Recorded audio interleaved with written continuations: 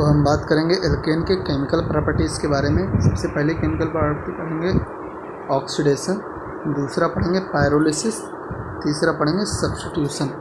Pyrolysis का मतलब होता है, पायरो का मतलब होता है हीट, पायरोलिसिस का मतलब ये हो जाए कि हम एल्केन को हीट करके तोड़ेंगे। ऑक्सीडेशन देख ले रहे हैं। Alkane on catalytic oxidation give alcohol and aldehyde. Catalytic oxidation किया जाता है, यानी कैटालिस्ट के प्रेजेंस में ऑक्सीडेशन किया जाता है तो क्या देता है, एल्कोहल या एल्डिहाइड देता है। फर्दर इसका ऑक्सीडेशन कर देंगे तो एल्डिहाइड मिल जाएगा। अगला पॉइंट है दूसरा, एल्केन हैविंग टर्सरी हाइड्रोजन। अगर कोई एल्केन टर्सरी हाइड्रोजन लिए है तो क्या करेंगे, उसको एल्कलाइन केमोनोफोर से ऑक्सीडेशन कर देंगे तो टर्सरी एल्कोहल दे देगा। तो alkane having tertiary hydrogen give tertiary alcohol with alkaline K M N O four which is decoloured. क्या होगा, डीकलर्ड हो जाएगा। टर्सरी ये है टर्सरी कार्बन, तो ये टर्सरी हाइड्रोजन होगा। तो एल्केन क्या है, टर्सरी हाइड्रोजन रखे, एल्कलाइन केमोनोफोर से ऑक्सीडेशन कर दिएगा, क्या बन गया, टर्सरी ब्यूटाइल एल्कोहल बन गया। पढ़ने जा रहे हैं pyrolysis. Pyrolysis is the thermal decomposition and pyrolysis of the higher hydrocarbon is cracking. Pyrolysis जब हायर हाइड्रोकार्बन करते हैं तो उसे कहते हैं क्रैकिंग, क्योंकि वो टूटते हैं एक दूसरे में। Which is free radical reduction, से फ्री रेडिकल रिडक्शन कहते हैं। इन पायरोलिसिस कैटालिस्ट रिड्यूसेस टेम्परेचर, कहते हैं पायरोलिसिस में जब हम कैटालिस्ट का यूज़ कर लेते हैं तो टेम्परेचर कम हमें लगाना पड़ता है। इसे CH4 है, CH4 को 1000 डिग्री सेल्सियस पर हीट किया जाता है तो कार्बन प्लस हाइड्रोजन निकल जाता है। लेकिन जब हम कैटालिस्ट का यूज करते हैं Cr2O3 L2O3 का, तो हम वैसी मीथेन को जो हीट करते हैं तो क्या बनता है, कार्बन और हाइड्रोजन निकलता है। सेम काम होता है लेकिन कितने टेम्परेचर पे, 500 डिग्री सेल्सियस टेम्परेचर पे। इसलिए कहते हैं कि जब हम पायरोलिसिस में कैटालिस्ट का यूज करते हैं तो हमारा टेम्परेचर कम लगाना पड़ता है, यानी टेम्परेचर रिड्यूस कर जाता है। पायरोलिसिस में दूसरा पॉइंट है, एक तो होगा पॉइंट क्रैकिंग, क्रैकिंग होता है, हायर हाइड्रोकार्बन का क्रैकिंग होता है, और लोअर हाइड्रोकार्बन क्या होता है, डिकम्पोजिशन होता है, टूटते हैं। लेकिन अगर हम हीट करते हैं किसी कंपाउंड को और एरोमेटिक कंपाउंड में कन्वर्ट हो जाता है तो इसे कहते हैं एरोमेटाइजेशन। ये लगभग काम होता है ऐसे एल्केन में, ऐसे हाइड्रोकार्बन में जिनके पास 6 या 6 से ज़्यादा कार्बन होते हैं। तो पॉइंट देख लेते हैं इसमें। If aromatic compound are produce in pyrolysis then it is aromatization. Catalyst is Cr2O3 plus L2O3 at 500 degree Celsius. हम इस कैटालिस्ट का यूज करते हैं 500 डिग्री सेल्सियस में। देखो 6 कार्बन का एल्केन है, कैटालिस्ट की उपस्थिति में हीट कर दिया, क्या बन गया, बेंजीन बन गया, प्लस हाइड्रोजन निकल गया। कहते हैं अगर हम करते हैं तो अगर आइसोमर बन जाते हैं, किसी हम कंपाउंड को हीट करते हैं उसी के आइसोमर बनते चले जाते हैं, चैन आइसोमर, पोजिशनल आइसोमर, लेकिन कोई भी आइसोमर बनता चला जाता है तो इसे कहते हैं एरोमेटाइजेशन या आइसोमेराइजेशन या if isomer are produce in pyrolysis then it is isomerization. Catalyst is AlCl3 लगा दें या Al2SO4 का होल थ्राइज लगा देते हैं। कार्बन चैन है, AlCl3 300 डिग्री सेल्सियस पे यूज किया तो क्या बनेगा, चैन आइसोमर बन गया। तो ये क्या है, इस रिएक्शन को कहेंगे आइसोमेराइजेशन। अगला है AlCl3 CO क्या नाम 300 डिग्री सेल्सियस पर हमने हीट कर दिया तो क्या बन गया, पोजिशनल आइसोमर बन गया, Cl उठ के दूसरे कार्बन पे चला गया। अब हम बात करेंगे तीसरे रिएक्शन सब्स्टिट्यूशन के बारे में। सब्स्टिट्यूशन कैसा होता है, फ्री रेडिकल सब्स्टिट्यूशन हमेशा इसमें होता है। एल्केन में फ्री रेडिकल सब्स्टिट्यूशन होता है, जो कि हम पढ़ के आ रहे हैं मैकेनिज्म टॉपिक में। सबसे पढ़ेंगे सब्स्टिट्यूशन में sulphonation. Alkane having 6 or more than 6 carbon gives alkane sulfonic acid with H2SO4 and participating species is SO3, है ना। H4 C6H14 H2SO4 के प्रेजेंस में लिया गया, SO3 जाके जुड़ गया, क्या बना दे, एल्केन सल्फोनिक एसिड बन गया। 6 कार्बन है तो इसे कहेंगे N hexane sulphonic acid.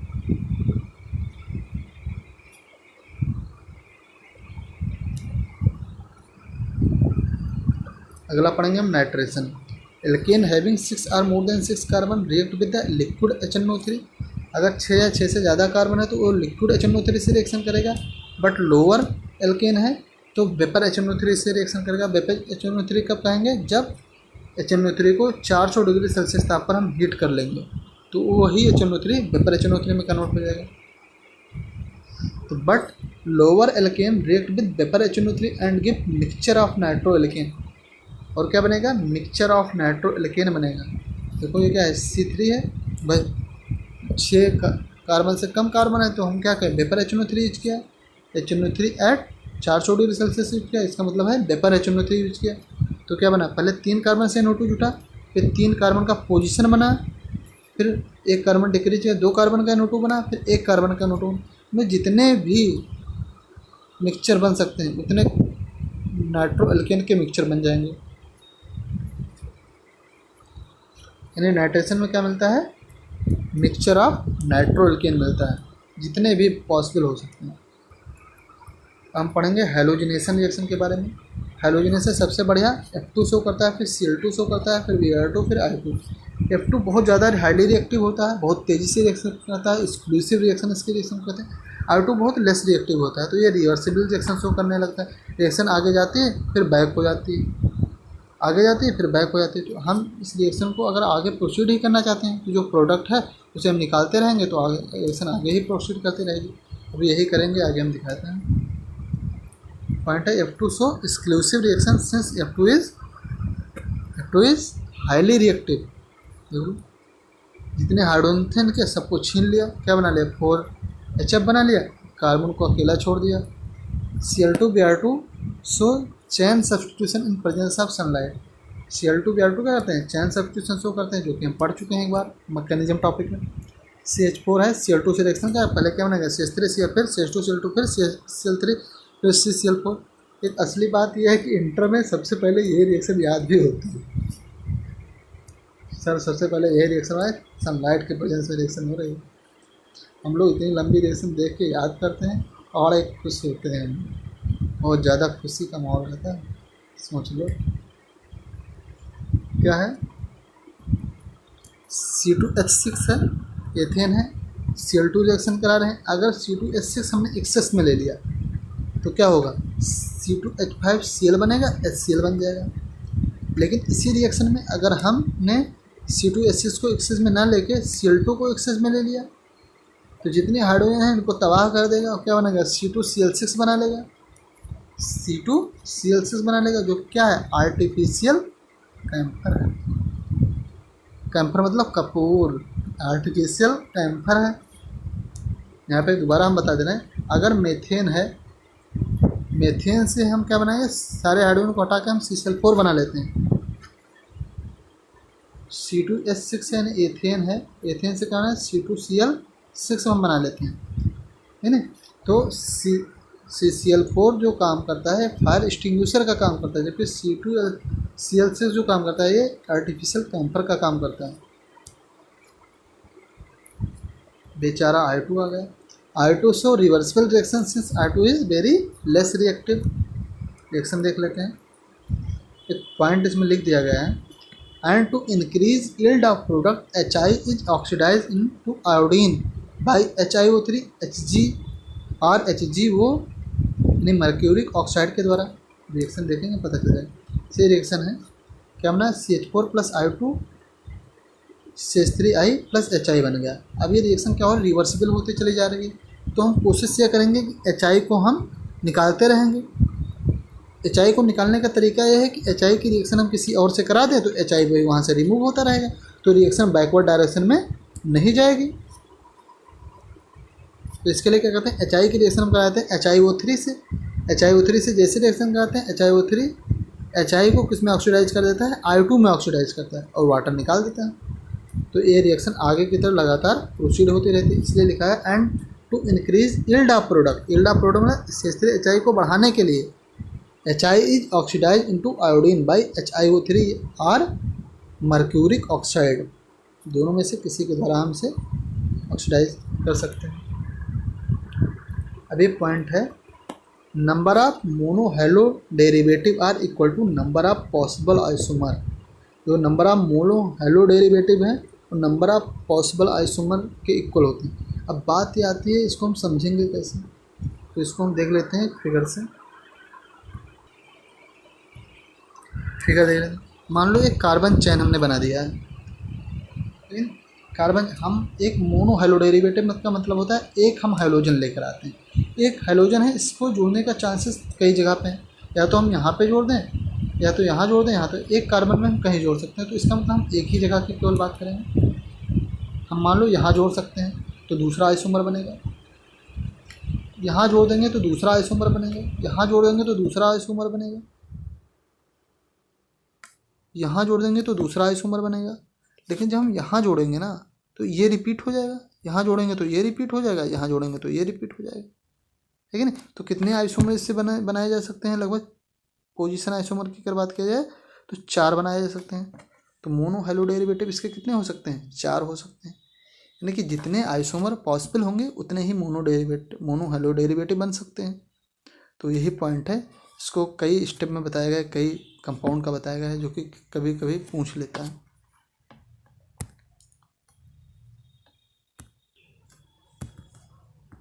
Methane ethane 2,2 di methyl propane 2,2,3,3 tetra methyl butane give 1 isomer. ये सब क्या बनाते हैं? 1 आइसोमर बनाते हैं।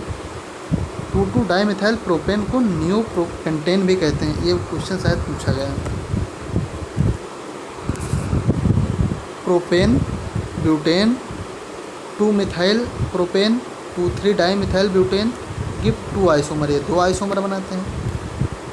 2 मिथाइल प्रोपेन को कहते हैं आइसोब्यूटेन। ओके, एक स्टेप से याद करोगे तो फिर बढ़िया से याद हो जाएगा। जैसे देखो, मेथेन एथेन आ गया, इसके बाद 2 कंपाउंड और आ गए, इसके बाद मेथेन एथेन के बाद प्रोपेन ब्यूटेन आ गया, इसके बाद 2 कंपाउंड इसके भी आ गए, फिर एन पेंटेन आ गया, एन हेक्सेन आ गया। ऐसे ऐसे करके याद करना है।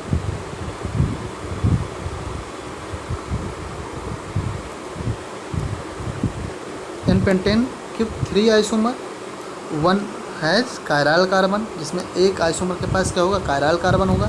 N hexane give 3 isomer but 2 isomer have chiral carbon, जबकि 2 आइसोमर के पास यहाँ कायरल कार्बन होगा। 2 methyl butane give 4 isomer, 2 have chiral carbon, जिसमें भी 2 कार्बन के पास कायरल कार्बन होगा, जबकि इसमें आइसोमर इंक्रीज करके 4 आइसोमर है, जबकि एन हेक्सेन में 3 आइसोमर ही था। 2 methyl pentane give 5 isomer, 5 isomer देते हैं, बट 3 आइसोमर है chiral carbon. 2 methyl hexane 6 isomer देंगे, 4 आइसोमर के पास क्या होगा? कायरल कार्बन होगा। 3 methyl hexane give 7 isomer but 5 isomer है कायरल कार्बन। ऐसे याद करना, इसमें लगभग बढ़ता चला जा रहा है।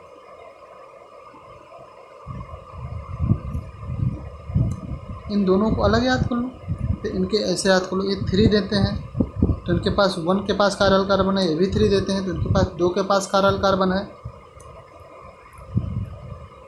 ये 4 आइसोमर देते हैं तो इनके पास 2 के पास कायरल कार्बन है, इनके पास 5 आइसोमर देते हैं, 3 पास कायरल कार्बन है।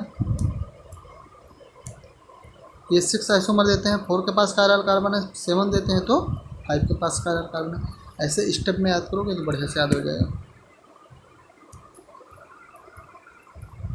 एक मोनो हेलो डेरिवेटिव बनाया कैसे जाता है, एक पॉइंट दिखा देगा। ये कार्बन चेन है, हमें मोनो हेलो डेरिवेटिव बनाना है। हमने पहले Cl यहाँ जोड़ सकते हैं, पहला कंडीशन। दूसरा Cl जब हम यहाँ जोड़ते हैं तो ये क्या होता है? कायरल कार्बन बनता है। जब कायरल कार्बन बन जाता है तो एक डी आइसोमर हो सकता है, एक एल आइसोमर हो सकता है। ऑप्टिकल आइसोमेरिज्म शो होने लगी, जहाँ कायरल कार्बन आ गया लगभग ऑप्टिकल आइसोमेरिज्म शो होने लगी, तो यहाँ पे 2 आइसोमर बनेंगे, है ना। फिर इसी को हम उठा के दूसरे पे लगा देते हैं, अगले वाले पे हमने लगा दिया तो दूसरा आइसोमर बन गया। फिर क्या किया हमने लास्ट वाले पे लगा दिया तो दूसरा ऐसा बन गया, तो ये कायरल कार्बन हो गया, तो ये भी डी प्लस एल हो जाएगा।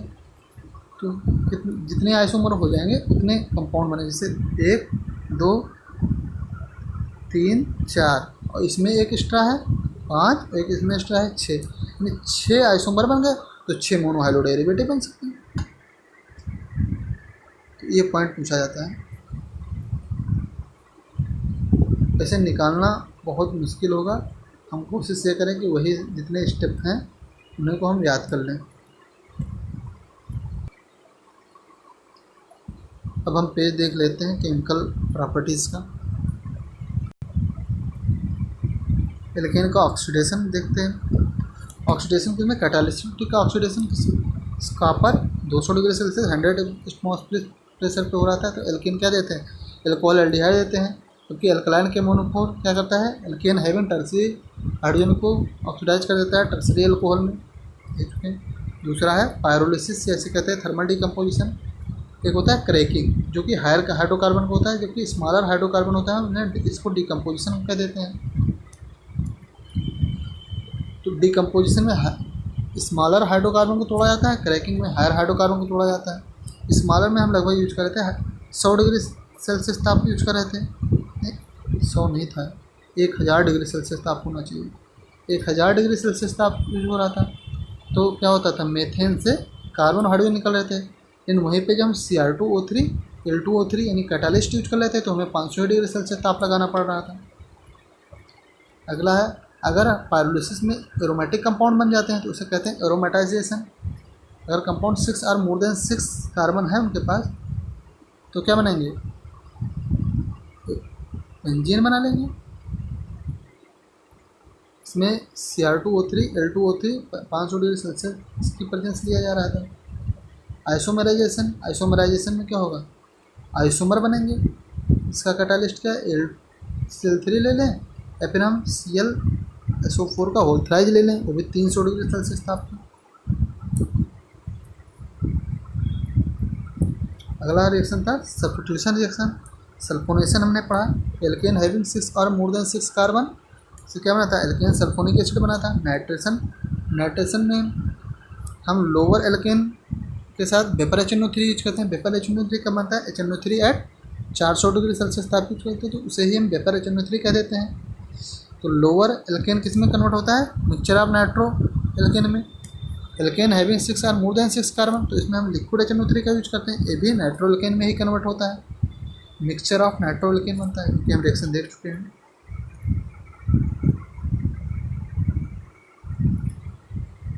अगला पॉइंट है हेलोजिनेशन रिएक्शन। सबसे बढ़िया रिएक्शन F2 करता है, फिर सबसे बेकार रिएक्शन I2 करता है, क्योंकि F2 is highly reactive, I2 is very less reactive. F2 show exclusive reaction since it is the highly reactive. Cl2Br2 show the chain substitution in presence of sunlight. I2 show reversible reaction since I2 is very less reactive. And to increase yield of product, Hi oxidize into iodine by HiO3 or HgO या mercuric oxide के द्वारा। सारे reaction हम लोगों ने देख लिया है।